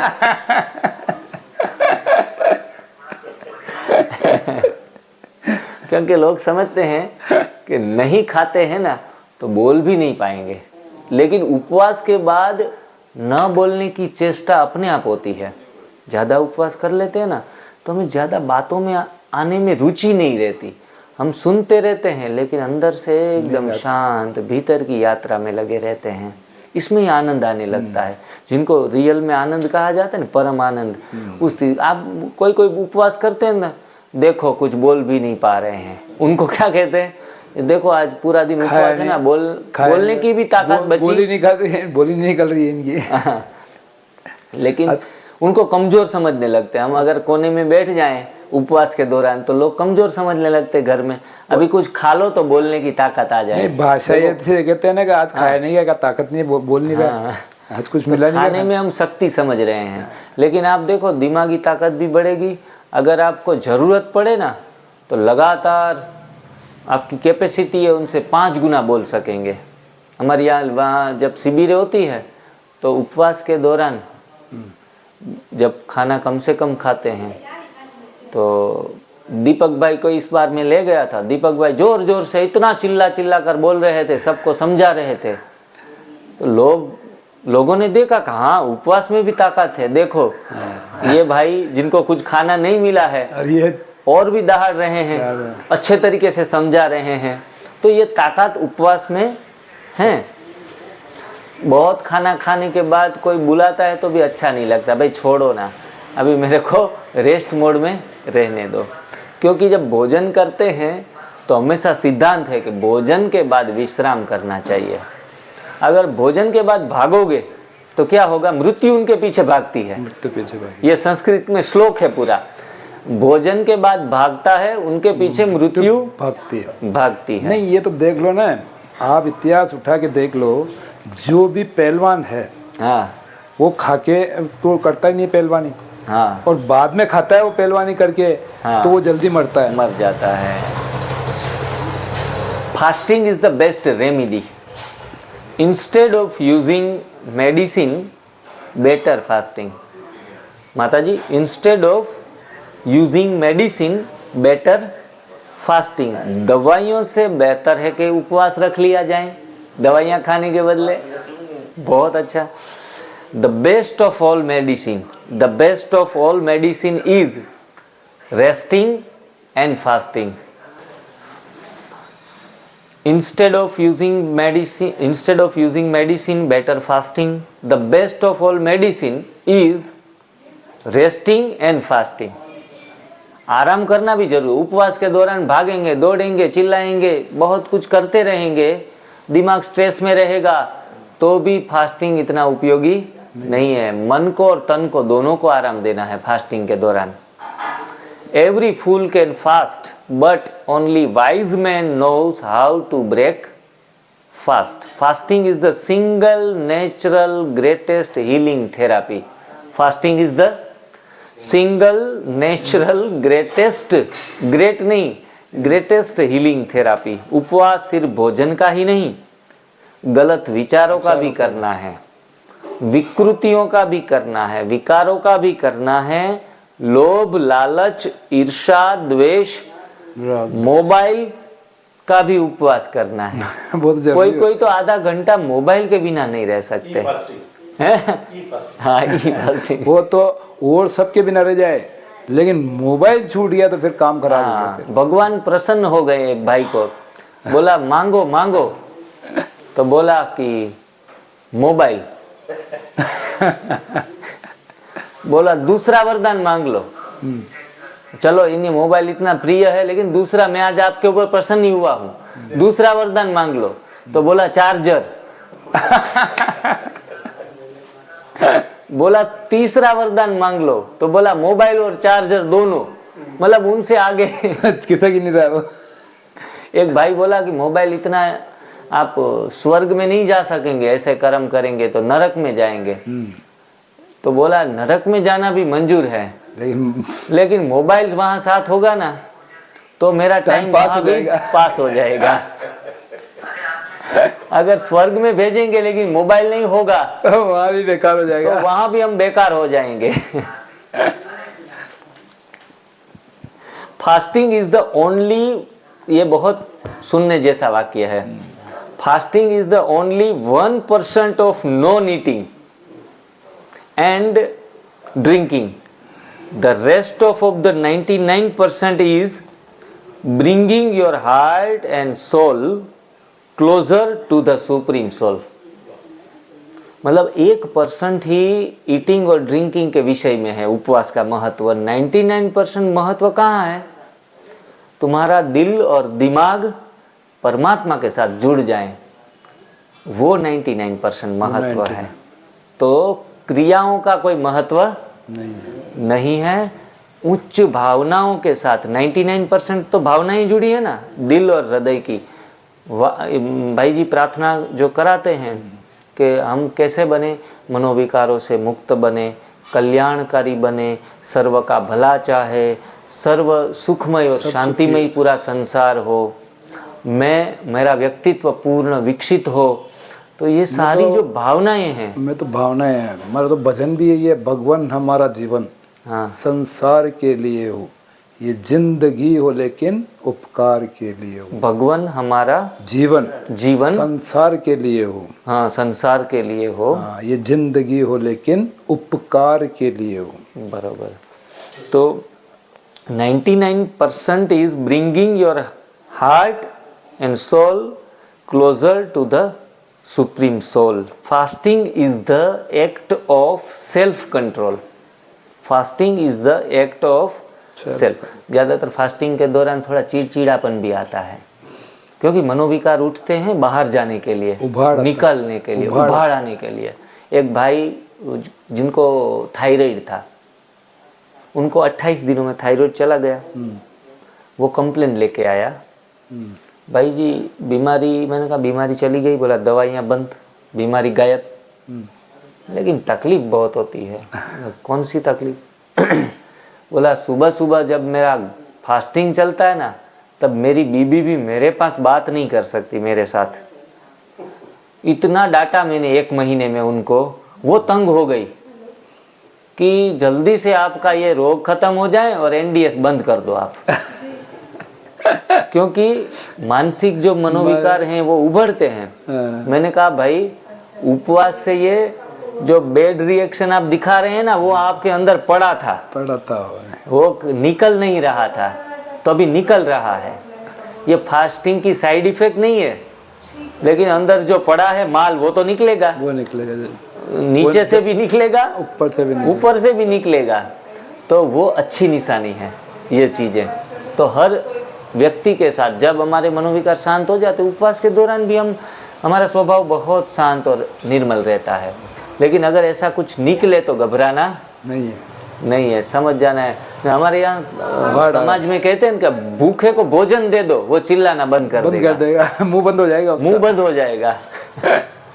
क्योंकि उन दौरान हमारे मानसिक उबाड़ आना शुरू हो जाते हैं। आज की पीड़ा कल की ताकत बनेगी। आज की पीड़ा, फास्टिंग आज कर रहे हैं, पीड़ा भी हो रही है कि अरे बाप रे कुछ खाना नहीं मिल रहा है, पूड़ी पकौड़ी चाट, वो पूरियां हैं कैसे तेल में बनी हुई फूली हुई पूरियां, और उसके साथ छोले भटूरे जो कचौरी जैसी लगती है, कितना मजा आता है। अगर खाने को याद भी करें, दिमाग में लाओ ऐसी भोजन को, तो पानी छूटने लगता है मुंह में से। बिल्कुल। वो हम सब, आज की पीड़ा कल की ताकत बनेगी। उपवास की चुप्पी में, उपवास में हम चुप हो जाते हैं, बोलना चलना हमें ज्यादा पसंद नहीं आता। उपवास की चुप्पी में हम अपनी अंदर की आवाज को सुन सकते हैं।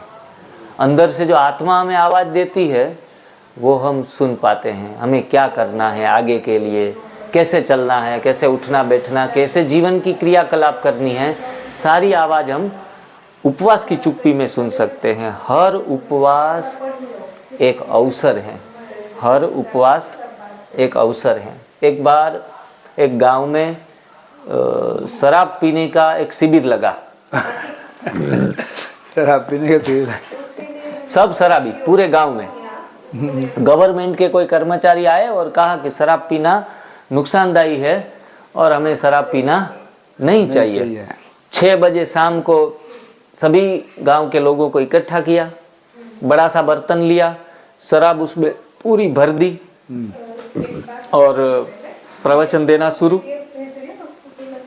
शराब से हम अपने शराब को नहीं पीते हैं, लेकिन शराब हमें पी जाती है। शराब से हम खत्म नहीं होते, हमारा पूरा कुटुंब खत्म होता है। शराब से पूरा समाज खत्म होता है। और मदिरा से कलयुग प्रवेश होता है हमारे कुटुंब में, घरों में, समाज में, देश में।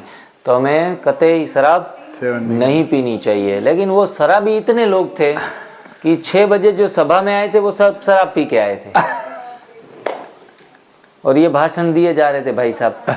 और फिर भी कोई भी मुंडी भी नहीं हिलाता था कि सही है, किसी ने एक मुंडी भी नहीं हिलाई। फिर क्या हुआ, उसने कहा कुछ डेमो देना पड़ेगा। बर्तन में पूरा शराब भर दिया और फिर उसमें वो जीव जंतु डाले, तड़प कर मर गए सारे।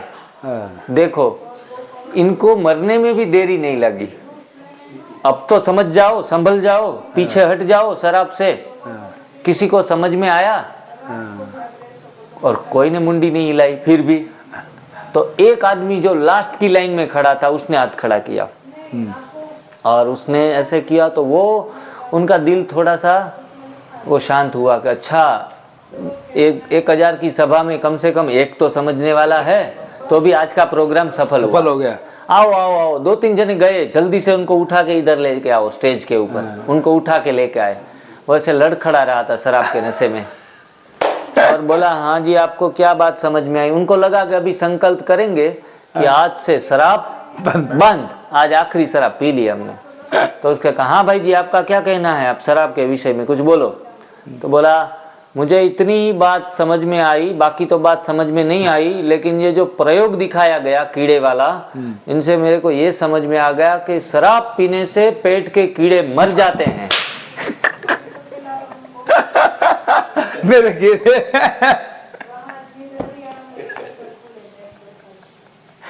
तो जिनके पास एनडीएस की हम वो बीन बजाते हैं ना, कच्चा खाओ कच्चा खाओ कच्चा खाओ, तो फिर लास्ट में जाके फिर पकाया हुआ भोजन की थाली में अच्छे से बैठ जाते हैं और बोला कि दुख के दिन गए, सुख के दिन आ गए, और फिर खाना शुरू कर देते हैं और फिर वहीं लग जाते हैं। तो हर एक उपवास एक अवसर है शारीरिक एवं मानसिक रूप से मजबूत बनने के लिए। अवसर है, उपवास को अवसर कहा जाता है। दीपक भाई, हमारा कल जो जूम मीटिंग है उसमें उपवास के बारे में ही सब चीज़ें बताएंगे। उपवास के हर पल में एक नई शुरुआत है, उपवास के हर पल में एक नई शुरुआत है जीवन की। कितना सुंदर वाक्य है। आपका समर्पण आपके परिणामों को निर्धारित करता है। हम कितने उपवास के प्रति समर्पित होते हैं, उनके रिलेटेड हमें सुंदर सुंदर परिणाम मिलना शुरू हो जाते हैं। उपवास के बेनिफिट्स, वेट लॉस होता है सबसे पहले बड़ा बेनिफिट। जो दुबले पतले हैं उनका वेट लॉस होता है तो और भी डर जाते हैं, घबरा जाते हैं, लेकिन घबराना नहीं है। हमारे अखिलेश महाराज 85 से 35 हो गए थे और हमारे दीपक भाई जो 60 से 38 हो गए थे। तो हर एक का वजन गिरता है, नीचे चला जाता है और फिर लोग समझते हैं कि बीमार हो गए, दुबले पतले हो गए, हड्डियों का ढांचा बच गया, हाथ भी दुबले दुबले हो जाते हैं। लेकिन बाद में नरिशमेंट करके, संतुलित आहार करके पुनः शरीर को फिट किया जा सकता है।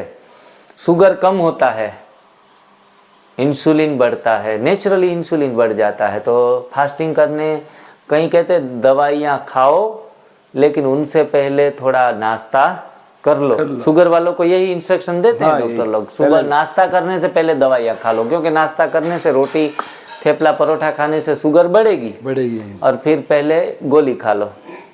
पहले गंदगी करो, उनसे पहले हाथ में झाड़ू पकड़ लो, जिनके कारण गंदगी करने के बाद तुरंत ही झाड़ू से सफाई कर दो। ये वाली बात हो गई। खाएंगे ही नहीं तो शुगर बढ़ेगा नहीं। सुबह का तुरंत ही काबू में आ जाता है फास्टिंग शुगर। तो लेकिन कईयों का नहीं भी आता है। अगर वो एनिमा प्रयोग नहीं कर रहे, अकेले उपवास करते हैं तो भी काफी दिनों तक वो नहीं आते, शुगर को झेलते रहते हैं। हार्ट हेल्थ, हृदय की जो हेल्थ है वो, हमारा मशीन ये बंद हो जाए तो बात खत्म। किडनी बंद हो जाती है तो भी लोग जी लेते हैं थोड़े महीने के लिए, लेकिन हार्ट बंद हो जाने के बाद वो तो 60 सेकंड भी हम नहीं जी पाते हैं। तो हार्ट हेल्थ फास्टिंग बढ़ाता है, ब्रेन फंक्शन बढ़ाता है, मेंटल हेल्थ बढ़ाता है, हार्मोन विनिमय करता है, सूजन में कमी आती है, पेन रिलीफ होता है, जलन कम होता है।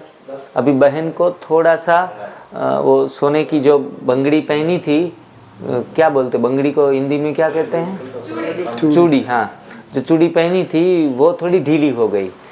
उपवास कल कराया, जाना है, चलो फर्क पड़ा। उपवास से सूजन कम होती है, उपवास से दर्द में राहत मिलती है। दर्द के लिए गोलियां भी खा लेते हैं, दर्द से गोलियों में भी राहत मिलती है, लेकिन वो फायदा भी है नुकसान भी है। जबकि उपवास से जब दर्द कम होता है तो फायदे ही फायदे हैं। जलन कम होती है, गट हेल्थ सुधरता है, डिटॉक्सिफिकेशन होता है, शरीर का मेटाबॉलिज्म ठीक होता है, प्राणवायु पुनः सक्रिय होती है, भावनात्मक एवं मानसिक लाभ होते हैं, भावनात्मक एवं मानसिक लाभ होते हैं, क्लींजिंग होता है, मेंटल क्लींजिंग भी होता है, मेंटल स्टेबिलिटी भी बढ़ती है। कैंसर की रोकथाम करने के लिए उपवास से बड़ा कोई शस्त्र नहीं है। रोग प्रतिकारक क्षमता में सुधार आता है, रिसाइकल होते हैं बॉडी सेल्स, स्वाद ग्रहण करने की ग्रंथियां पुनः जीवित हो जाती है। एक भाई बुढ़ा आदमी मुझे मिला तो उसका, भाई जी खा तो लेता हूं मैं लेकिन स्वाद नहीं आ रहा है कुछ भी, क्योंकि स्वाद की ग्रंथियां सारी डेड हो चुकी है, झूठा स्वाद दे दे के। तो स्वाद की ग्रंथियां भी पुनः जागृत हो जाती है, एजिंग इफेक्ट रिड्यूस हो जाती है। हमारा जो आयु बढ़ती है तो सेल्स डैमेज होने लगते हैं, तो उम्र से ज़्यादा हम बूढ़े लगते हैं, तो इनसे एजिंग फैक्टर भी रिड्यूस होता है, बॉडी एनर्जेटिक होती है, इम्यूनिटीज बूस्ट होती है। कई बार एक भाई जो जिन्होंने उपवास कर लिए 10-12, उन दौरान वो खटिया से खड़ा होकर चलने फिरने लगा। उपवास से नहीं की शक्ति कम होती है, शक्ति बढ़ती है। स्किन ग्लो होता है, ट्यूमर के टुकड़े हो जाते हैं। अगर शरीर में ट्यूमर भी हैं, उपवास की कैंसर की या फिर किसी भी बीमारी की ट्यूमर जो हैं वो टूटती हैं। सादी ट्यूमर भी किसी किसी को होती है, वो भी टूट जाती है उपवास से। मानसिक स्पष्टता आने लगती है, हर चीज समझने लगते हैं हम अच्छी तरीके से, दिल दिमाग से। मस्तिष्क का धुंधलापन चला जाता है, ब्रेन फॉग कहेंगे, वो मस्तिष्क का धुंधलापन चला जाता है। कौन सच्चा कौन झूठा सब समझने लगते हैं हम। हीमोग्लोबिन बढ़ जाता है। देखो कुछ खाने से हीमोग्लोबिन बढ़ता है, ऐसा ही हमने सुना था, लेकिन उपवास करने के बाद भी हीमोग्लोबिन बढ़ता है। और गहरी नींद आती है, भले ज्यादा नींद ना आए लेकिन गहरी नींद आती है। स्टूडेंट के हीमोग्लोबिन बढ़े थे, ऐसे प्रयोग काफ़ी स्टूडेंटों के बीच में किए गए थे वहाँ भोपाल में। तो उपवास दौरान बुखार भी बिना पैरासीटामोल लिए चला गया था लोगों का। शुगर लेवल कंट्रोल हुए थे। अगर चूहे को भूखा रख दिया जाए तो वो जल्दी से हील होता है, चूहे को ज़्यादा खिलाया जाए तो मर जाते हैं। तो ये चूहों के ऊपर भी प्रयोग किए गए हैं। हेल्थ सेंटर हमारे हैं जो भी, वहाँ लोग आते हैं तो उपवास करते हैं तो उनकी नींद की परेशानी ख़त्म हो जाती है। अच्छे अच्छे लोग भी एक बार भोजन लेते हैं, जो बड़े हैं, हमारे रामदेव जी महाराज देख लो, सदगुरु देख लो, जो भी लोग हैं जिन्हों की ऑर्गेनाइजेशन बड़े हैं, वो भी एक टाइम भोजन लेते हैं, ज़्यादा से ज़्यादा उपवास देते हैं। नहीं, रामदेव जी ने तो अन्न पहले नहीं लिया था, हाँ, लेकिन 20 साल तक तो नहीं लिया था, अभी उन्होंने उनको चालू करवाया खुद ने। हाँ, अभी अच्छा। चालू करवाया, लेकिन वो लेते नहीं है, पर कभी कभी हाँ, टेस्ट के लिए कभी। हाँ। फुल एनर्जेटिक रहते हैं उपवास के कारण। और ह्यूमन बॉडी में 40 से 48 दिनों में सिस्टम जो पूरा है शरीर का वो एक गुजरता है। तो प्रत्येक चक्र में 3 दिन बॉडी को भोजन की ज़रूरत नहीं रहती है। हर 3 दिन में भोजन की ज़रूरत नहीं रहती है। ये इस बॉडी का चक्र है। तो उस चक्र में अगर बीच बीच में उपवास देते रहें। और अंत में एन.के. शर्मा जो हैं उन्होंने बताया कि उपवास को उपचार की तरफ रखे, उपवास को उपचार की तरफ रखे, जीवन शैली बनाने की ज़रूरत नहीं है। कोई कोई को मज़ा आने लगता है तो 20-20 घंटे के उपवास रखते हैं हर रोज़ नित्य, फिर ऐसे हो जाते हैं। अभी इतना क्या ज़रूरी है, 4-6 घंटे काफ़ी हैं। बहुत है। हाँ, अगर बड़े हुए हैं तो कर लो तो स्टार्टिंग में, लेकिन आप एकदम सिकुड़ जाओ, चलने फिरने के लायक ना बचो, करते रहो तो फिर क्या, फिर भी मजा आ रहा है, मजा आ रहा है, मजा आ रहा है, पागलपन आ जाता है उपवास के प्रति, वो नहीं रखना है। स्वाभाविक भूख जब लगती है तो सही भोजन शरीर को देना है। भूख न लगने पर खाना, देखो ये वाक्य दिल दिमाग पे बैठा लो, भूख न लगने पर खाना और भूख लगने पर न खाना, दोनों ही शरीर के प्रति क्राइम है। भूख लगती है, नहीं नहीं हम तो और 4 घंटा खींच अभी, हाँ, अभी और खींचेंगे, न खाना, ये भी क्राइम है। जब आप स्वस्थ हैं तो फिर अपने आप को ज्यादा बांध के न रखो। स्वस्थ है, जब स्वस्थ है तब, जब तक स्वस्थ नहीं है तब तक तो उपवास तो करना ही पड़ेगा। लेकिन स्वस्थ होने के बाद अब खुद को इतना बांध लेते हैं, उपवास उपवास उपवास, उपवास की महिमा अपरंपार है, महिमा योग की महिमा अपरंपार है। टांगे चढ़ जाती है, नसें बंध जाती हैं, फिर भी इतना शरीर को मोड़ लेते हैं। कोई भी चीज की अति सर्वत्र वर्जते, अति सर्वत्र वर्जते। व्याधि नाशाय लंघनम, लंघन है वो व्याधि का नाश करता है। नाश होने के बाद फिर लंघन को कम कर दो। उपवास करो, उपासना करो, ऐसी सुंदर उक्ति है। उपवास शरीर का करो, उपवास मन का करो, उपवास आंतरिक अंगों का करो। 2-4 लाइनें हैं, खत्म कर लेते, एक सब्जेक्ट ही पूरा हो जाए। फास्टिंग किल्स कैंसर, कैंसर को खत्म करता है। Fasting can boost immunity system, पूरी इम्यून सिस्टम को बूस्ट करता है। एनिमा से स्थूल सफाई करो, उपवास से सूक्ष्म सफाई करो। सफाई सफाई सफाई 3 बार बोलते हैं, तो सफाई एनिमा से पहले शरीर की कर दो, फिर उपवास से सूक्ष्म सफाई कर दो, उनसे स्थूल सफाई कर दो। शरीर और मन की वृत्ति को बदल देता है उपवास, इसलिए ही उपवास को व्रत कहा जाता है। व्रत किसको कहते हैं? जो वृत्तियों का परिवर्तन कर दे। Fasting is the biggest medicine to remove all disease. उपवास में शुरुआत में समस्याएं आती हैं, भूख लगती है ज़्यादा, कमजोरी महसूस करने लगते हैं और उल्टियां भी आने लगती है किसी किसी को उपवास के दौरान। तो ये 3 चीज़ें उपवास में समस्या के तौर पर आ सकती है। भाई जी, ये पूरा लेक्चर हम यूट्यूब पे डालेंगे, पूरा अच्छे तरीके से सुनना। हाँ, उपवास से 3 प्रकार की समस्याएं, भूख भी ज़्यादा लगती है, कमजोरी भी महसूस होती है और वमन, उल्टियां भी आने की शुरुआत हो सकती है। तो उन दौरान हम कहते हैं कि आप कुंजन क्रिया कर लो, वमन कर लो, लेकिन वमन भी तब तक नहीं करना है जब तक जरूरत न हो, क्योंकि ये भी शरीर के साथ जाति करते हैं। तो आड़ेधड़ उपवास करने से शरीर में कमजोरी भी आ सकती है। चौहान जी तो खिलाफ है वमन के, बिल्कुल। बीवी चौहान जी तुम तो ये गलत कर रहे हो। चलो, हो गया। ओम शांति। ओम शांति। आप लोगों ने बहुत अच्छे तरीके से सुना, धारण किया, इसलिए आप सभी का बहुत बहुत शुक्रिया। आप सभी का भला हो, कल्याण हो, स्वस्थ रहो, मस्त रहो।